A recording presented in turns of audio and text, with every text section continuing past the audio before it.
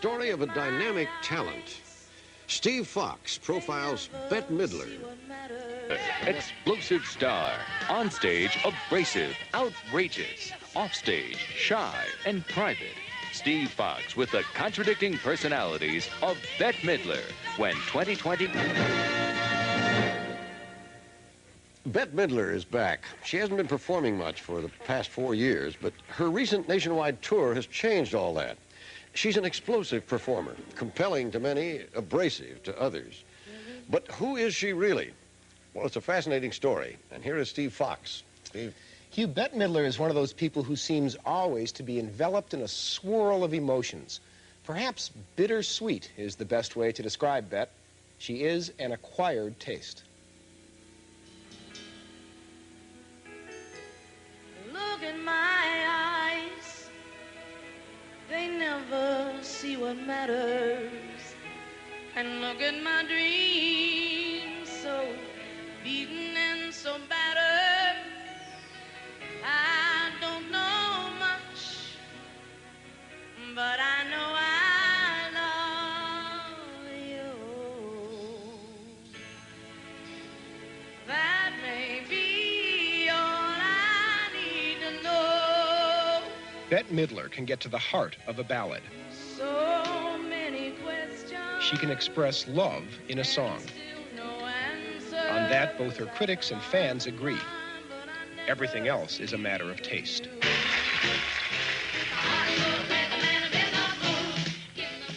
This, for example, is Dolores Del Lago, a beached mermaid singing a Glenn Miller song.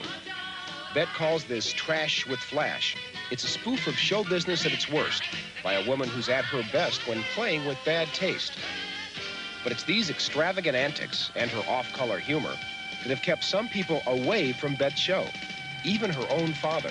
Has he ever seen you perform? Never. Never come to a concert? Never seen me work. Does that bother you? Thank God. Oh, no. Oh, no. No, I think it'd kill him. He just dropped dead right there. Braziers, they're on the second floor of Sears. Braziers. The thing about Bette is you either love her irreverence or you hate her abrasiveness. Speaking of Braziers, here comes one now. But that brassy facade protects a deep-rooted insecurity, which her on-stage characters conceal. As Bette once said, I'm good at shows, but not so good at real life. My over-emotionalism is my destiny. It's true. It's true. I don't know. I think I'm expecting a storm and, I make people laugh and I make them cry and I bare my soul. And that's what I do. And that's what they pay the money, the big bucks for. The big bucks have come mainly from Bette's sellout stage shows. She's best as a live performer, although she has 3 gold albums, 2 Grammy Awards, and a hit movie to her credit. Then the preacher, oh yeah. But even though she bears her soul on stage, Bette by nature is private, reluctant to permit an intimate inspection. If there's any objections to this wedding, speak now or forever, forever hold your peace. And I stood up and screamed, it should have been me. It should have been me. It should have been me, baby. It should have been me. It should have been me. I jumped out of my seat and screamed, it should have been me. It should have been me. It should have been me. Yeah, yeah. It's now in my mind. 'Cause people believe me. The man was mine. It should have been me. Bette's history has all the overdramatic elements of a successful Hollywood screenplay, and her rise to stardom is, like all good scripts, linked to a man who knows her intimately, her former lover and manager, Aaron Russo. Bette on the stage totally dominates. I've never seen anybody control an audience the way she does. Off the stage, Bette should be a librarian. You know? She's just this little girl. You know, this meek little girl. That little girl was born 37 years ago in a lower-class neighborhood outside Honolulu, a tough part of town where she and her family struggled to feel at home. Bette grew up as a Jewish girl in Hawaii, where she was ostracized and she was segregated against to a great degree. She wasn't a beautiful girl growing up, and I think she's always had the desire to break away from that. Bette did leave, but took along her mother's enchantment with movies and music, including the sound of the 1941 Andrews Sisters hit Boogie Woogie Bugle Boy, which she still incorporates in her act today. Yeah, I remember that.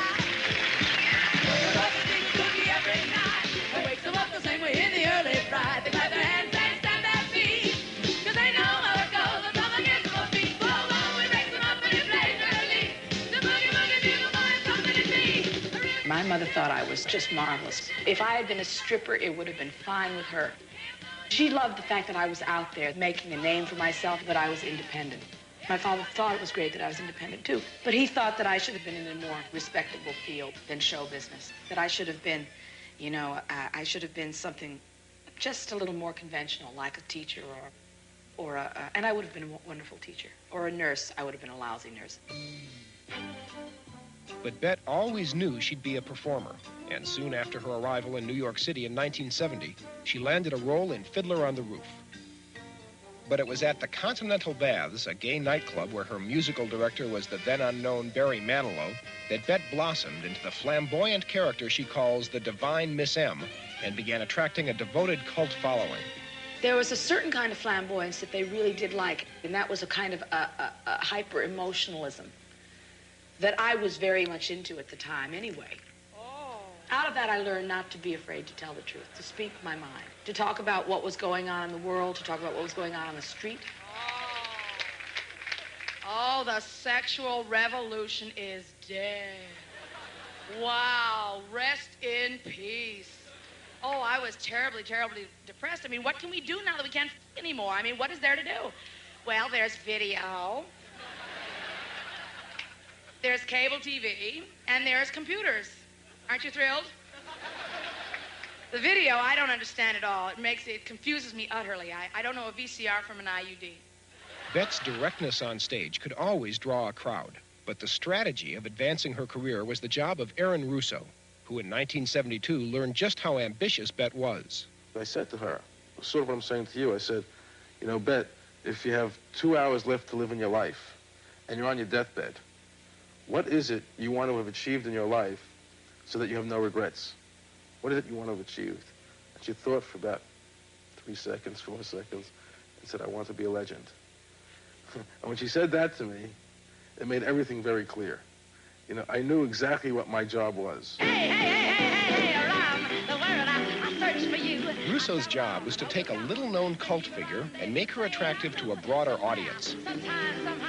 He began by imposing discipline on her instinct for excess, toning down and taming her act so it would be outrageous but not threatening. Hey, what difference does it make? No more will I go all around the world trying to find my world in Y-O-U, hey. But the problem that I was encountering was, how do I get this very unique, seemingly strange individual to appeal to the masses, which was really the goal. Oh, you got to have friends. Russo's strategy was simple in concept and brilliant in execution. By booking her into small theaters to ensure a heavy demand for tickets and manipulating the media into reporting the sellout crowds, Russo created a superstar image for Bette that was larger than life. All this energy going towards Bette Midler, the cover of Newsweek, everything. So we created this giant media star, and the rest was going to be filled in. And we did that, you know, to a great degree through the Rose.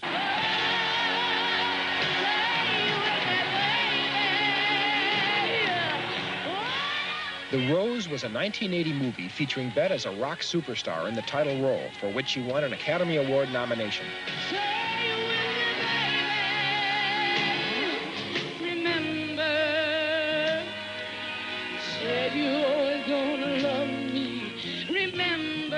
Russo selected and crafted the script of The Rose to showcase Bette's talents and to reflect certain elements of her own life, including their relationship.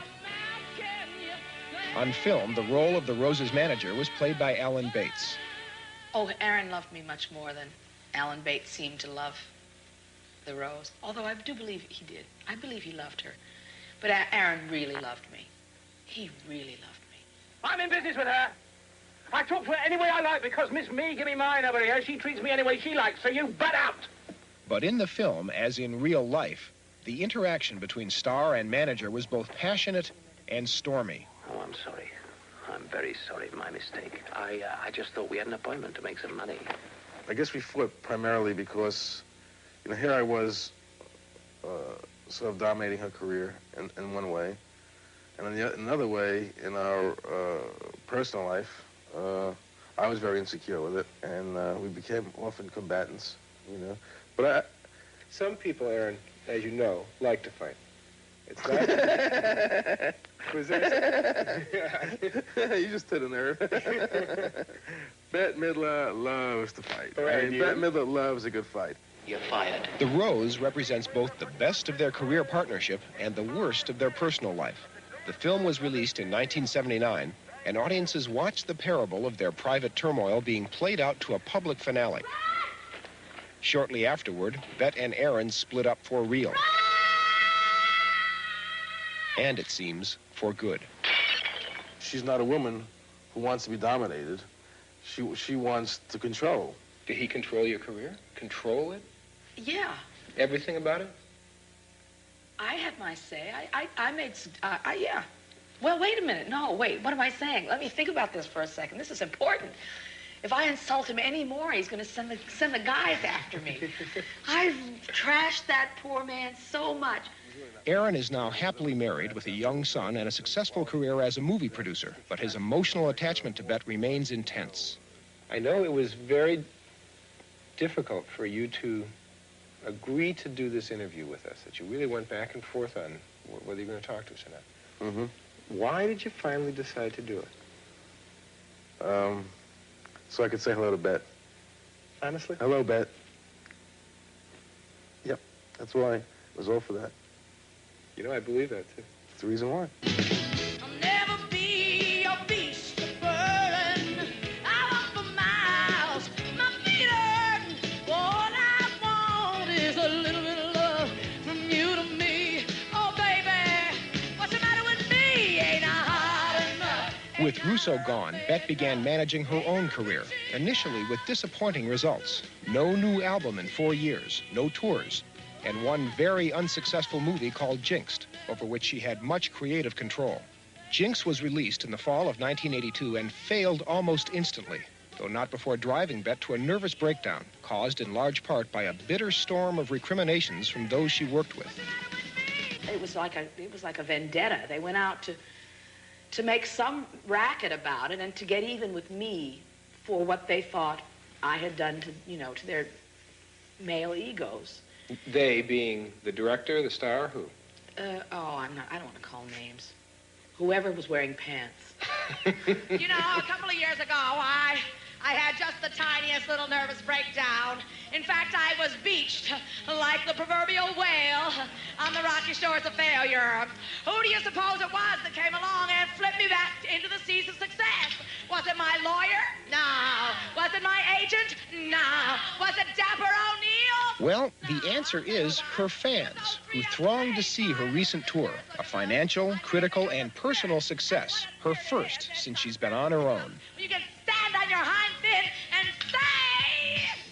The work that I did since I went through that bad period is the best work that I've ever done, and I'm very, very proud of myself.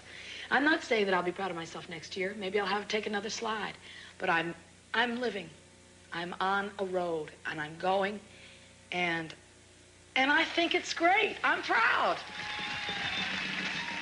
The question of whether or not Bette will someday achieve her stated goal and become a legend is still open and amounts to a work in progress. And it's likely that this woman will always be possessed of a certain divine madness. But it seems that the acceptance of her devoted fans has finally brought Bette a sense of security and, she claims, the beginnings of peace of mind. It wasn't success. I think it's something that I figured out from inside. I kept getting asked back. They kept asking me back. And so I figured I must be all right if they keep asking me back. I don't know much, but if you say